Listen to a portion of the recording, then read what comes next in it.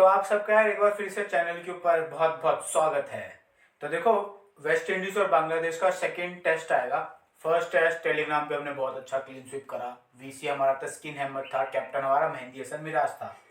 तो अब first match हमने जीता है। इस मैच में मैं यार पूरा ट्राई करूंगा कि मैं और आप दोनों मिलकर ये सेकंड टेस्ट भी जीते। तो देखो, सबसे पहले आपको एक इंपॉर्टेंट बात बताता हूँ। इस टेस्ट मैच के अंदर बारिश के थोड़े से चांसेस हैं, यानी ये वाला जो क्लाउडी वेदर है प्लस बारिश आने के भी हाई चांसेस है, वो भी पांचों दिन। तो अपनी इन्वेस्टमेंट को नॉर्मल करना, भावना में मत बह जाना। और मैं हमेशा यही बोलता हूँ, इक्वल इन्वेस्टमेंट करो, ताकि अगर हारो तो अगले मैच में फिर से वापस आते हैं ना। तो अब मैं स्टार्ट करता हूँ बांग्लादेश और वेस्ट इंडीज का एनालिसिस स्टार्ट करना। तो अब देखो, आपको स्क्रीनशॉट दिख रहा होगा। हम सबसे पहले वेस्ट इंडीज के मैचअप समझेंगे बांग्लादेश के जो फास्ट बॉलर्स है ना उनके खिलाफ। और इस टेस्ट मैच के अंदर फास्ट बॉलर्स ज्यादा इंपॉर्टेंट होंगे, क्योंकि ये जो ग्राउंड है ना, यहाँ पे फास्ट बॉलर्स ज्यादा रोल आता है इनका। स्पिनर्स का आखिरी जो सेकेंड इनिंग्स होती है ना, जो भी टीम सेकेंड इनिंग्स बैटिंग कर रही होती है डे 4 डे 5 पर, वहां जाके स्पिनर्स को थोड़े 3-4 विकेट मिलते हैं, 3 विकेट मिलते हैं, 4 विकेट मैंने ज्यादा बोल दिया। तो फास्ट बॉलर्स का इंपॉर्टेंट रोल होता है दोनों ही टीम से। तो देखो, जो क्रैग ब्रैथवेट है ना, उसको मैंने अपनी टीम में ऑप्शन के तौर पर रखा था, क्योंकि मैंने उसको फिक्स नहीं करा था अपनी जो टेलीग्राम पे टीम दी था ना उसके अंदर। तो अगर आपने क्रैग ब्रैथवेट लिया तब भी आप जीते होगे, नहीं लिया तो भी आप जीते होगे। तो क्रैग ब्रैथवेट नए बॉलर्स के सामने खेलेगा। तस्कीन को पहली बार, दूसरी बार खेलेगा। हसन महमूद को दूसरी बार खेलेगा। लेफ्ट आर्म जो पेसर्स होते हैं ना, क्रैग ब्रैथवेट उनको ज्यादा विकेट नहीं देता है। लेकिन ये जो और हसन महमूद टाइप के जो बॉलर होते हैं, जो आगे की तरफ बॉल डाल के स्विंग करवाते हैं, उनको भी क्रैग ब्रैथवेट बहुत अच्छा खेलता है। मैंने इसके अक्रॉस द ग्लोब T20 जो भी मैचअप है उनको समझा, तो मुझे ये समझ में आया, लेफ्ट आर्म पेसर और जो भी बॉलर आगे डालता है स्विंग करवाने के चक्कर में विकेट लेने का ट्राई करता है, उसको क्रैग ब्रैथवेट अच्छा खेलता है।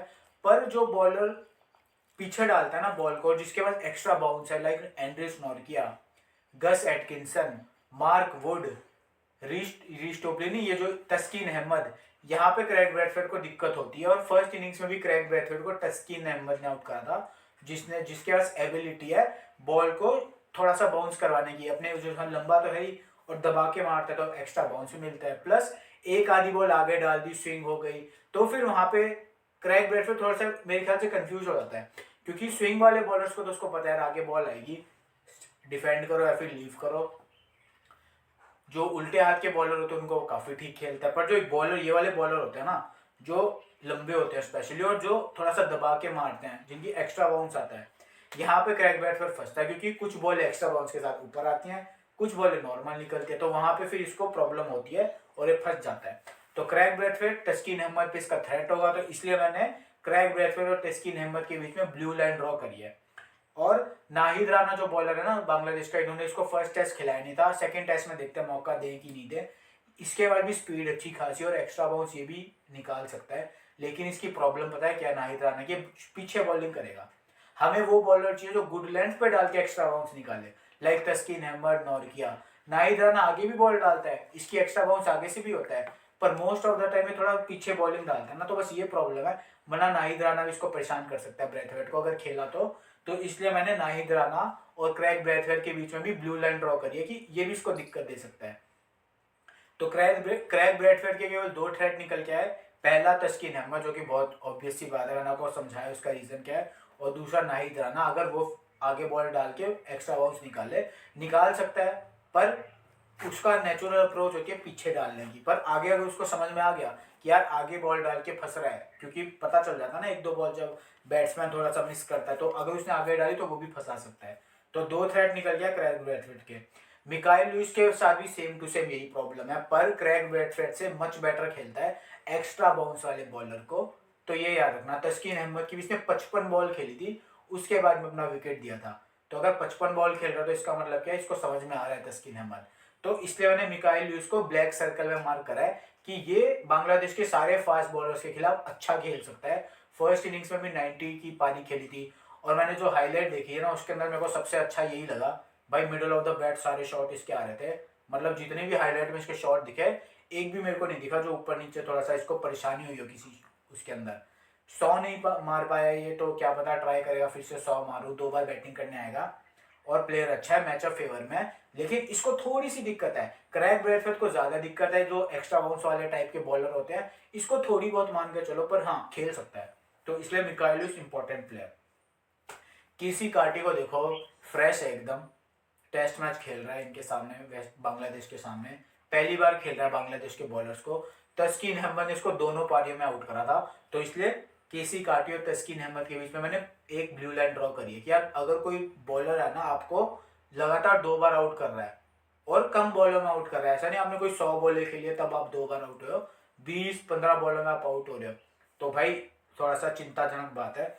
तो किसी काटी के सामने फ्रेश है एकदम केसी काटी, लेकिन तस्कीन अहमद ने 2 बार लगातार आउट करा था पहले टेस्ट मैच के अंदर। केविन हॉज अच्छा प्लेयर है, सिंगल डबल वाला चौके वौके मार लेता है, जरूरत पड़ने पे थोड़ी बहुत बॉलिंग भी करवा लेता है, लेफ्ट आर्म ऑर्थोडॉक्स, पर हमको बॉलिंग से इतना इंपॉर्टेंस इसको देनी नहीं है।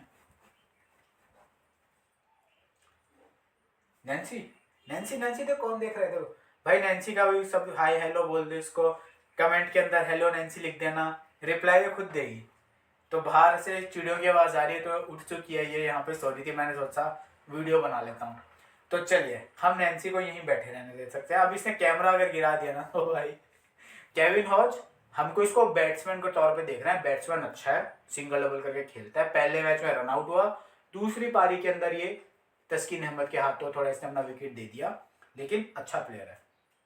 पर पहली बार खेल रहा है बांग्लादेश के बॉलर्स को, और इसने उतना खेला नहीं तो मैंने ब्लैक सर्कल ड्रॉ नहीं करा है, पर अच्छा प्लेयर है, टेम्परामेंट है इसके पास।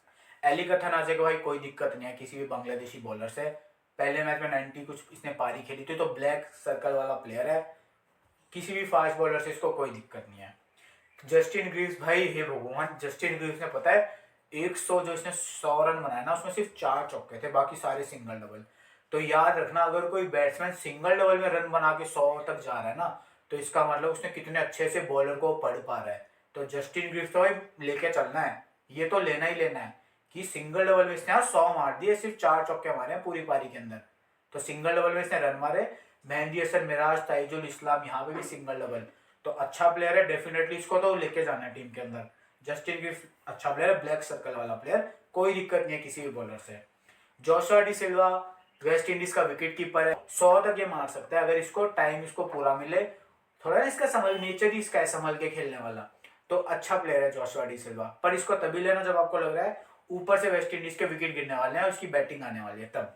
अलजारी जोसेफ को यार मैंने फोकट में लिख दिया, इससे अच्छा मैं केमार रोच को लिख देता, जिसने 40 रन कुछ मारे थे, आई थिंक 50 मारे थे, तो ये लोअर ऑर्डर में बैटिंग कर लेते, हिट विट मार लेते, तो इनका कोई मैचअप है नहीं, मन करा तो चौके छक्के मार लेंगे, नहीं तो अपना विकेट दे देंगे फास्ट बॉलर्स को। तो वेस्ट इंडीज में कौन कौन इंपॉर्टेंट बैट्समैन निकल के आए, मिकाइल लुइस भाई ब्लैक सर्कल का प्लेयर है, मेरे को बहुत अच्छा लगे थे उसके शॉट। एली कथनाजे मिडिल ऑर्डर में हल्का फुल्का 1-2 बॉल पे स्ट्रगल करा, पर 90 मार गया, तो यानी अच्छे से खेला और मैचअप वाइज कोई थ्रेट नहीं है।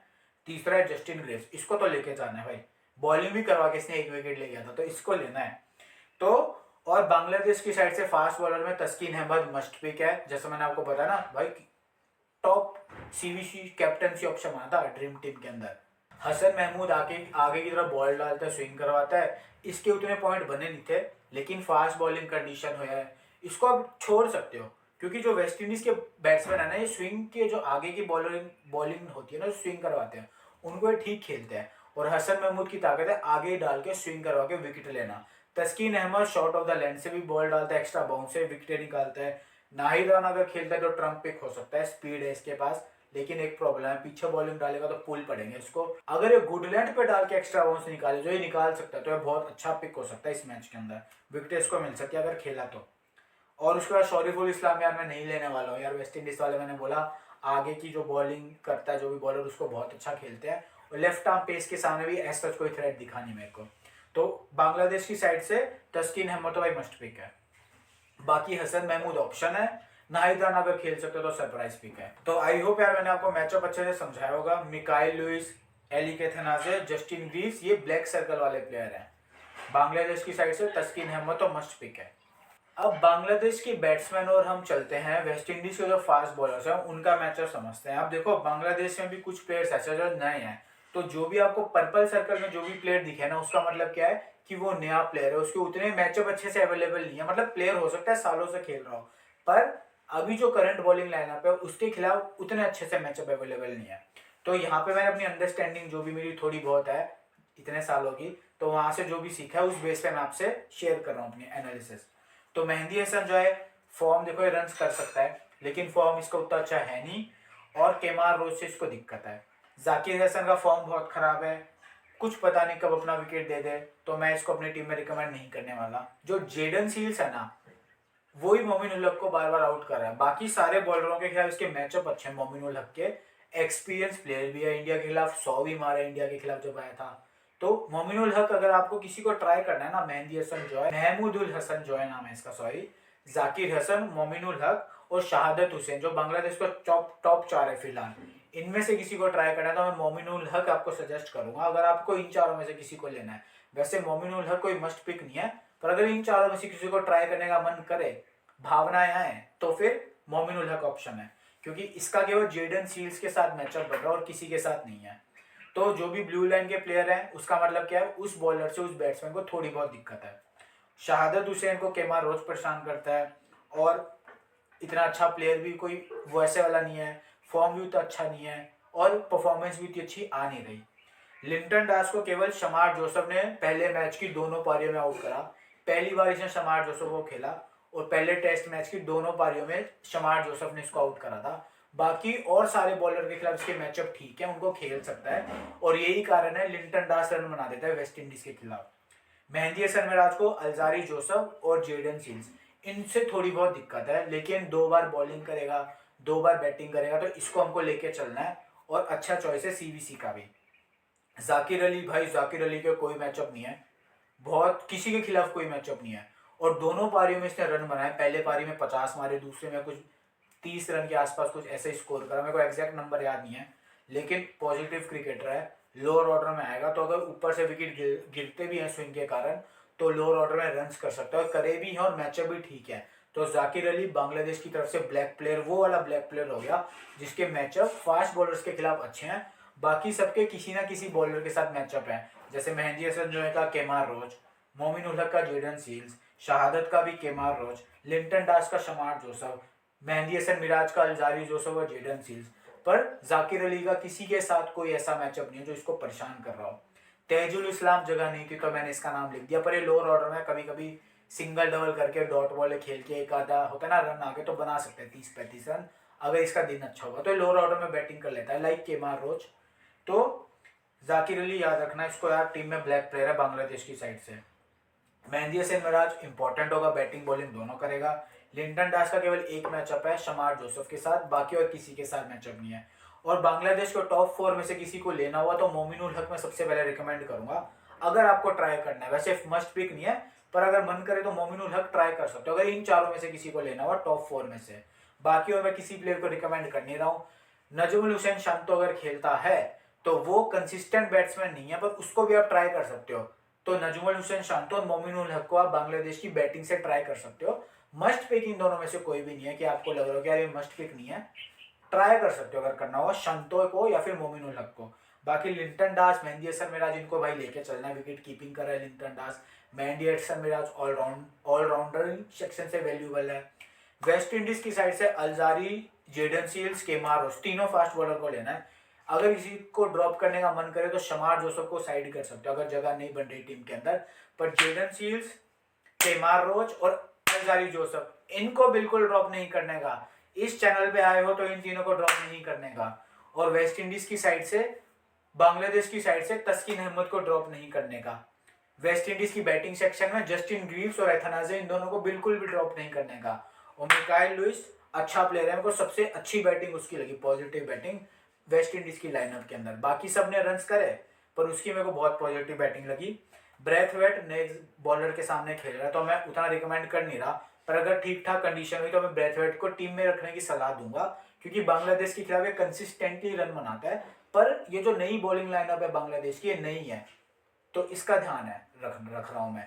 अगर वही पुरानी वाली बॉलिंग लाइनअप खेलती तो मैं ब्रेथवेट को मस्ट पिक बोलता, पर अब ये नई बॉलिंग लाइनअप है तो थोड़ा सा इसलिए मैं पीछे हट रहा हूँ ब्रेथवेट को मस्ट पिक बोलने से। तो देखो ये बांग्लादेश और वेस्ट इंडीज का जो फास्ट बॉलर्स का मैचअप थे ना, ये मैंने आपको बता दिया है। अब आप पूछोगे भाई शुभम भाई स्पिन बॉलिंग का कहाँ है, तो देखो यार स्पिन बॉलिंग में दोनों ही टीम्स के बैट्समैन नए हैं, तो इसलिए मैंने स्पिन बॉलिंग का नहीं ड्रॉ करा है। और जिस ग्राउंड में मैच होगा ना वहाँ पे फास्ट बॉलर डोमिनेट करते हैं। फर्स्ट टेस्ट मैच के अंदर भी स्पिनर्स को एडवांटेज मिला ही नहीं, उतनी स्पिन बॉल हुई नहीं। वो तो तीसरी चौथी इनिंग्स में जाकर आई थिंक वहाँ पे भी फास्ट बॉलर्स ने ज़्यादा विकेट लिए, एक आध थोड़ा सा विकेट तेजुल इस्लाम को मिल गया। मेहंदी हसन मिराज को स्पिन के कारण विकेट नहीं मिला, वो उसको मारने के लिए बॉलर्स, तो उसको विकेट मिल गए। तो मैं स्पिनर से ज़्यादा फास्ट बॉलर के डोमिनेशन की तरफ मेरा एनालिसिस झुक रहा है कि फास्ट बॉलर्स डोमिनेट करेंगे स्पिनर्स को इस टेस्ट मैच के अंदर। तो इसलिए मैंने स्पिनर्स का मैचअप आपको दिया नहीं, और मेरे को इतना इंपॉर्टेंट लगा नहीं, तो यार मैं आपका टाइम वेस्ट नहीं करना चाहता ना। अगर मान लो मुझे लगता है कि यार स्पिन बॉलिंग वाली विकेट है, तो फिर मैं आपको वो टेलीग्राम पे बता दूंगा, तो टेलीग्राम ज्वाइन कर लेना। सब कुछ मैं वहां पे पूरी मदद करता हूँ एक एक जने की। तो अब आप पूछोगे कि यार सीवीसी ऑप्शन कौन है शुभम भाई, हमें सीवीसी ऑप्शन बताओ। तो देखो वेस्ट इंडीज की साइड से केमार रोज सबसे पहले मेरा सीवीसी का ऑप्शन होगा, अगर आप बॉलिंग में से किसी को सीवीसी चुन रहे हो। जेडन सील्स को भी आप सीवीसी कर सकते हो, ये दोनों कंसिस्टेंटली बांग्लादेश के खिलाफ परफॉर्म करते हैं, और फर्स्ट इनिंग्स में भी फर्स्ट टेस्ट मैच में भी परफॉर्म करा था। अलजारी जो सब परफॉर्म करता है, पर ज्यादा कंसिस्टेंट मुझे जेडन सील्स लाइन लेंथ वाला बॉलर और केमार रोज जो लोअर ऑर्डर में बैटिंग भी कर लेता है, ये दोनों लगते हैं। बांग्लादेश की साइड से तस्कीन अहमद नंबर 1 सीवीसी ऑप्शन होगा, फर्स्ट टेस्ट मैच का टॉप सीवीसी बना था ये, बॉलिंग भी अच्छी कराई थी। तो मेरा तीसरा पिक होगा बांग्लादेश की साइड से सीवीसी ऑप्शन का फास्ट बॉलिंग में तस्कीन अहमद। चौथा ऑलराउंडर सेक्शन में मेरा पिक होगा मेहंदी हसन मिराज, 2 बार बैटिंग करेगा 2 बार बॉलिंग करेगा, फर्स्ट टेस्ट मैच में परफॉर्म भी करा है, तो चौथा मेरा होगा सेफ सीवीसी है मेहंदी हसन मिराज। बैटिंग सेक्शन से किसी को आपको ट्राई करना है तो सीवीसी में मिकाइल लुइस हो गया, एलिक अथनाजे हो गया, जस्टिन ग्रीव्स ऑलराउंडर सेक्शन में। बॉलिंग भी उसने आई थिंक सेकंड पारी में करवा दी, तो विकेट भी लेके गया था, तो आप उसको भी ट्राई कर सकते हो। तो ज्यादा सीवीसी हमारे पास वेस्ट इंडीज से निकल के आ रहे हैं, क्योंकि वेस्ट इंडीज मेरे को स्ट्रॉन्ग लग रही है from the bowling point of view और बैटिंग पॉइंट ऑफ व्यू से भी। आपने मैचअप देखे थे, ज्यादा ब्लैक प्लेयर्स बैटिंग में वेस्ट इंडीज के पास है, और बॉलिंग भी वेस्ट इंडीज की स्ट्रॉन्ग है, तो हमें वेस्ट इंडीज के ज्यादा सीवीसी मिल रहे हैं। बांग्लादेश की साइड से लिंटन दास को भी आप ट्राई कर सकते हो, विकेट कीपिंग कर रहा है। केवल शमार जोसेफ का उसके पास 2 पारियों में उसको 2 बार आउट कर दिया फर्स्ट टेस्ट मैच में, बाकी सारे बॉलरों के खिलाफ उसके ठीक मैचअप हैं। तो बांग्लादेश की साइड से लिंटन दास, मेहंदी हसन मिराज, ये दोनों हो गए, और तस्कीन अहमद 3 सीवीसी। वेस्ट इंडीज की साइड से Mikyle Louis, Alick Athanaze, Justin Greaves, Jayden Seales, उसके बाद में जो एक और बच गया इनका केमार रोज, तो यहाँ से 5 निकल के आ गए। तो ये हो गया मेरे कुछ सीवीसी ऑप्शन।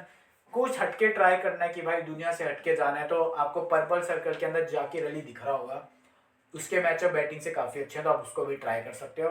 तो यार ये मेरा एनालिसिस था, आई होप आपको मैंने ठीक से समझाया होगा, आपको एक एक चीज़ बताई होगी किसकी क्या स्ट्रेंथ है किसकी क्या वीकनेस है। बांग्लादेश की टीम जो भी वो वाले पेसर्स होते हैं ना लाइन लेंथ वाले, वहाँ पे थोड़ा स्ट्रगल करती है, इसलिए जेडन सीरीज की इंपॉर्टेंस और केमार रोज की इंपॉर्टेंस बढ़ जाती है, क्योंकि वो दोनों लाइन लेंथ पे बॉल डालते हैं आगे की तरफ, गुड लेंथ पे। अलजारी जोसेफ थोड़ा शॉर्ट ऑफ द लेंथ डालता है, तो इसलिए मैं उसको उतना रिकमेंड कर नहीं रहा। पर जो ये बॉलर है ना केमार रोच और जेडन सीरीज, ये आगे डालते हैं, और विकेटें भी ज़्यादातर बांग्लादेश के बैट्समैन आगे गुड लेंथ पे जो डाल रहा है उसको मिल रहा है। तो आई होप यार आपको एनालिसिस अच्छा लगा होगा, अच्छा लगा तो कमेंट सेक्शन में बता देना। नैन्सी पूरे एनालिसिस हमारे साथ बैठी है, तो आई होप हम सब ये मैच जीतेंगे। तो मैं आपसे टेलीग्राम पे मिलता हूँ जब ये मैच स्टार्ट हो जाएगा। Bye bye.